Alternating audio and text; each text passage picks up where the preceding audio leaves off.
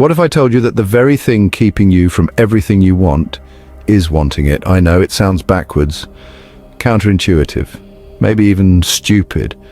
But before you click away, consider this. Right now, as you're listening to this, there's probably something you desperately want. Maybe it's a relationship, maybe it's more money, a better job, recognition, success.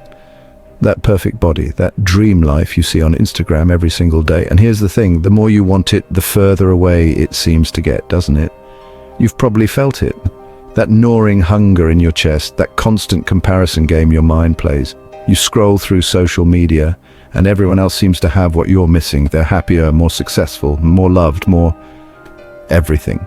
But what if I told you that some of the most successful, fulfilled people on the planet discovered something that changed everything? What if I told you there's a psychological principle so powerful that ancient philosophers, modern billionaires, and cutting-edge neuroscientists all point to the same truth? The secret isn't getting what you want. The secret is learning to stop wanting it. This isn't some new age nonsense. This is backed by science, proven by psychology, and demonstrated by some of the most extraordinary people who ever lived. And by the end of this, you're going to understand exactly why your wanting is your prison, and how letting go becomes your freedom. But first, let me tell you about a man who lost everything and found himself. His name was Marcus. Middle management, decent salary, nice house in the suburbs. Married to his college sweetheart, 2 kids. From the outside, Marcus had everything that was supposed to make him happy. But Marcus was miserable. Every morning he'd wake up with this weight in his chest. He'd scroll through LinkedIn and see former colleagues getting promotions he wanted. He'd drive his Honda Civic past the BMW dealership and feel that familiar pang of inadequacy. He'd come home to his wife making dinner and wonder why their relationship didn't look like the couples he saw in movies. Marcus wanted more money, more recognition, more passion, more everything. And the more he wanted, the more distant those things became. He started working longer hours chasing that promotion.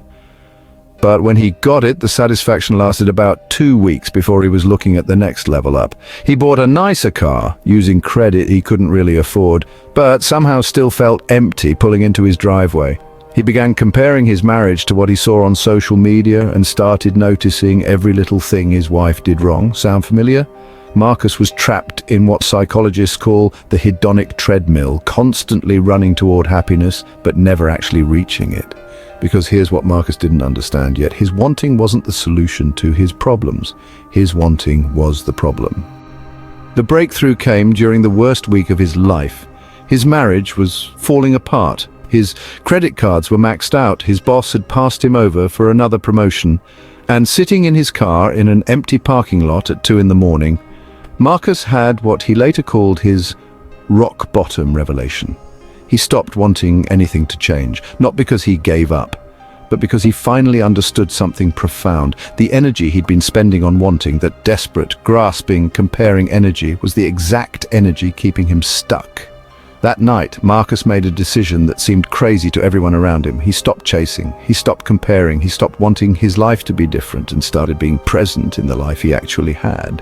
And here's where it gets interesting. Within 6 months, Marcus got the promotion he'd been chasing for 3 years. His marriage transformed because he stopped expecting his wife to be someone else. His finances improved because he stopped buying things to fill emotional holes. His entire life shifted. Not because he changed what he wanted, but because he changed how he related to wanting itself. Marcus discovered what the Stoics knew 2,000 years ago, what Buddhist monks have practiced for millennia, and what modern neuroscience is now proving: the paradox of desire.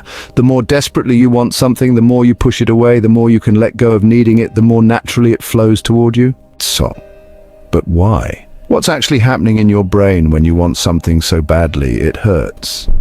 Let's dive into the science for a moment, because this isn't just philosophical theory. This is measurable, observable, neurological reality. When you desperately want something, your brain activates what neuroscientists call the threat detection system. Your amygdala, the part of your brain responsible for fear and anxiety, interprets your unfulfilled desire as a threat to your survival. It floods your system with stress hormones like cortisol and adrenaline. But here's the kicker. When you're in this state of desperate wanting, you actually become less capable of getting what you want. Dr. Barbara Fredrickson's research at the University of North Carolina shows that positive emotions broaden our awareness and enhance our ability to see opportunities and solutions. But negative emotions, including the anxiety that comes from desperate wanting, narrow our focus and make us blind to possibilities that are right in front of us. Think about it. When you're desperately trying to impress someone, what happens? You become awkward, try too hard, and push them away. When you're frantically searching for a job, what energy do you bring to interviews? Desperation, neediness, the opposite of confidence. Ancient philosophers understood this thousands of years before we had brain scans to prove it. The Stoics called it preferred indifference, the idea that while some things are naturally preferable, like health over sickness or wealth over poverty, your happiness shouldn't depend on getting them. Marcus Aurelius, literally the most powerful man in the world at his time, wrote, "How much trouble he avoids, who does not look to see what his neighbor says or does." In Buddhism, they call it tanha, the root of all suffering. Not the external circumstances of your life, but your attachment to wanting those circumstances to be different. But perhaps the most interesting perspective comes from what psychologists call flow state research. Mihaly Csikszentmihalyi spent decades studying peak performance and discovered something remarkable. People perform at their absolute best when they're completely absorbed in the activity itself, not focused on the outcome they want from it. Athletes call it the zone, artists call it creative flow, entrepreneurs call it being in the pocket. It's that state where you're so present, so engaged with what you're doing right now, that you forget about the results you're trying to achieve. And paradoxically, that's when the best results happen. Michael Jordan didn't become the greatest basketball player of all time by desperately wanting to be the greatest. He became the greatest by falling in love with the process of getting better every single day. Steve Jobs didn't revolutionize technology by wanting to be rich and famous. He did it by being obsessed with creating products so beautiful and functional that he couldn't help but make them. The research is clear. When you shift from outcome-focused to process-focused, when you move from wanting to being, everything changes. Picture 1. The wanting life. You wake up and immediately check your phone. Before your feet hit the floor, you're comparing. Someone from high school just bought a house. A co-worker got engaged. An influencer is posting from Bali while you're staring at your bedroom ceiling. The comparison game starts before breakfast and runs until you fall asleep scrolling through other people's highlight reels. At work, you're not present because you're thinking about the job you wish you had. In relationships, you're not connecting because you're wondering if this person is the one or if you should keep looking for someone better. In conversations, you're not listening because you're planning what to say to sound impressive. You're constantly measuring your life against some imaginary standard, some other version of yourself that has everything figured out, some other life that looks more exciting, more successful, more worthy of respect. Your mind becomes a 24/7 comparison machine. You're either above someone, which gives you temporary superiority, or below someone, which gives you lasting inadequacy. Either way, you're never just here, never just content, never just enough. This is the wanting life. And millions of people live here without realizing there's another way. Picture 2, the present life. Now imagine waking up without immediately reaching for your phone. You stretch, you feel your body. You notice the light coming through your window, really notice it. Not because you're trying to be mindful or spiritual, but because you're not somewhere else mentally. You go to work and you're actually there. You solve problems with creativity because your mind isn't split between what you're doing and what you wish you were doing. You connect with people authentically because you're not performing or trying to impress. You're just there. When you see someone else's success, you feel genuinely happy for them, not because you're forcing positivity, but because their success doesn't threaten yours. Their joy doesn't diminish yours. Their life doesn't invalidate yours. You make decisions from clarity instead of desperation. You choose opportunities because they genuinely align with who you are, not because you're trying to prove something or fill a hole. Your relationships deepen because you're not constantly evaluating whether people are giving you enough attention, love, or respect. You give freely because you're not keeping score. This is what happens when you stop wanting things to be different. You don't become passive or unmotivated. You become powerfully present. You don't stop having preferences or goals. You stop needing them to feel complete. And here's the paradox that Marcus discovered. When you stop desperately wanting things, you become the kind of person who naturally attracts them. Think about the most magnetic people you know. The ones who seem to effortlessly draw opportunities, relationships, and success into their lives. What's their secret? They're not trying to get something from every interaction. They're not performing for approval. They're not compensating for some inner inadequacy. They're just themselves, fully present, completely comfortable with who they are right now. People are drawn to that energy like a magnet because it's so rare in our wanting obsessed world. But here's what's even more profound. When you stop wanting external validation, when you stop needing circumstances to be different to feel okay, you discover something incredible. You already have everything you actually need to be fulfilled. Not everything you want, everything you need. The research backs this up. Studies on lottery winners show that after an initial spike, their happiness levels return to baseline within 18 months. Meanwhile, studies on people who practice presence and gratitude show sustained increases in life satisfaction, regardless of their external circumstances. Because happiness isn't about getting what you want. Happiness is about wanting what you have. But I can hear your objection. If I stop wanting things, won't I become lazy? Won't I stop growing? Won't I settle for mediocrity? This is the biggest misconception about letting go of wanting, and it's time to destroy it completely. Here's what most people get wrong about non-attachment.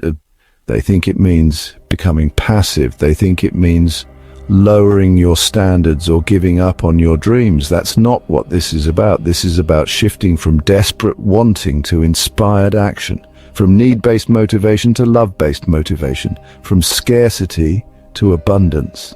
Let me give you the practical framework that changes everything. Focus on process, not outcomes. Instead of constantly visualizing your dream life, fall in love with your daily practice. If you want to be a writer, stop obsessing over becoming a best-selling author and become obsessed with the craft of writing today. If you want a relationship, stop focusing on finding the one and become the kind of person you'd want to date. Here's a specific exercise. For the next 30 days, choose one area where you've been desperately wanting results. Instead of setting outcome goals, set process goals. Don't say, I want to lose 20 pounds. Say, I want to enjoy moving my body for 30 minutes today. Don't say, I want to make 6 figures. Say, I want to create value for people today. Watch what happens to your stress levels. Watch what happens to your creativity. Watch what happens to your actual results. So, let go of timeline pressure. One of the biggest sources of suffering in our culture is the obsession with timing. I should be married by 30. I should have my dream job by 25. I should have it all figured out by now. Says who? Every extraordinary life unfolds on its own timeline. Colonel Sanders was 62 when he started KFC. Laura Ingalls Wilder didn't publish her first Little House book until she was 65. Vera Wang entered fashion at 40. Your timeline isn't wrong. It's yours. Practice this. Every time you catch yourself thinking I should have this by now or I'm behind, replace it with I'm exactly where I need to be for my unique journey. This isn't positive thinking. This is strategic thinking. Stress about timeline literally impairs your ability to make good decisions and see opportunities. Observe without attachment. This is the most advanced practice, but it's also the most transformative. Start becoming an observer of your own wanting. When you feel that familiar pang of desire for someone else's life, for something you don't have, for circumstances to be different, don't resist it. Don't judge it. Just observe it. Notice, there's wanting happening. Notice how it feels in your body. Notice what thoughts come with it. Notice how it affects your mood, your decisions, your interactions. The goal isn't to eliminate wanting, that's human. The goal is to stop being unconsciously controlled by it. When you can observe your desires without being consumed by them, you gain tremendous power. You can choose which desires to act on and which ones to let pass through you like clouds in the sky. Work from wholeness, not emptiness. This is the game changer. Most people, are trying to achieve things to fill a hole inside them, to prove they're worthy, to compensate for some inadequacy they feel. But achievements gotten from that energy never satisfy because, well, you're trying to use external success to fix an internal problem. Instead, start from the assumption that you're already whole, already worthy, already enough. Not because you've achieved anything, just because you're here, just because you're alive, just because you're conscious. When you work from that foundation, when you create, build, and achieve from wholeness instead of emptiness, everything you create carries a different energy. It becomes sustainable, it becomes fulfilling, it becomes magnetic. Here's a practical way to practice this.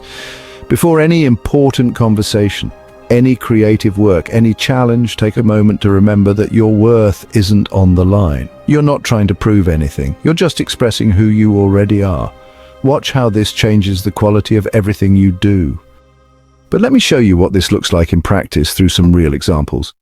Reid Hoffman, founder of LinkedIn, talks about a moment early in his career when he stopped needing his companies to succeed and started creating them from genuine curiosity and service. That shift in energy is what led to LinkedIn becoming a billion-dollar platform. Van Gogh sold one painting in his lifetime, but he never painted for sales. He painted because painting was how he experienced life. That non-attachment to external validation is why his work has the energy to move people 150 years later. Phil Jackson, the most successful coach in NBA history, taught his players meditation and presence practices, not to become passive, but to play from flow instead of fear. When you're not desperately needing to win, you can actually play to win. This isn't about becoming indifferent, this is about becoming powerful. When you stop needing external validation, you become internally guided. When you stop needing circumstances to change, you become capable of changing them. When you stop needing other people to complete you, you become the kind of person others want to be around. But here's the deepest level of this practice. There's a meditation teacher named Byron Katie who asks 4 simple questions that can completely transform your relationship with reality. Is it true that you need this thing to be happy? Can you absolutely know that it's true? How do you react when you believe that thought? Who would you be without that thought? Try this with any desire that's causing you suffering. That job you're convinced you need. That relationship status you think will finally make you worthy. That amount of money you believe will solve all your problems. Is it true that you need it to be happy? Can you absolutely know that's true? How do you feel and act when you believe you need it? Probably anxious, grasping, performing, comparing. Who would you be without that thought? Probably more relaxed, more creative, more attractive, more effective. This is the practice. Not eliminating desires, but questioning the stories that make you suffer around them. The daily practice that changes everything. Every morning, before you check your phone, before you start comparing, before you start wanting, ask yourself one question. What if today was perfect exactly as it is? Not because you're settling for mediocrity, but because you're practicing the mental state that makes excellence possible. When you can be genuinely okay with today being exactly as it is, you become free to make it even better. When you stop needing your life to be different, you become capable of transforming it. This is the paradox. This is the secret. This is why the people who seem to have everything effortlessly are usually the people who needed it least. But there's one more layer to this that might be the most important of all. So here we are, at the end of this journey together, and maybe you're thinking, okay, I get it intellectually, but how do I actually live this? Let me leave you with the most important truth of all. You don't have to fix your wanting, you just have to notice it. You don't have to become some enlightened being who never desires anything. You just have to become conscious of the difference between preference and desperation, between inspiration and compulsion, between creating from love and creating from fear. The secret to getting everything you want isn't complex. It's not a 12-step program or a life-changing course you need to buy. It's a simple shift in perspective that you can practice right now. Stop looking at your life like it's broken and needs fixing. Stop looking at yourself like you're incomplete and need more.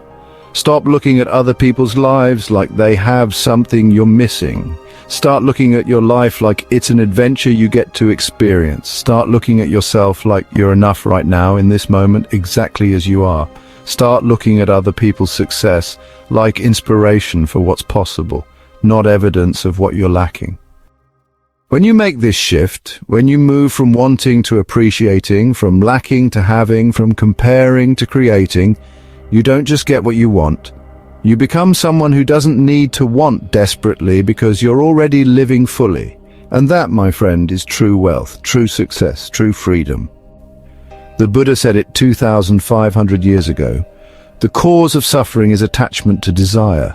Marcus Aurelius wrote it 2,000 years ago. Very little is needed to make a happy life. It is all within yourself, in your way of thinking. Modern neuroscience proves it today. Your brain is designed to be happiest when you're present, grateful, and engaged with what's actually happening right now. So here's my challenge to you.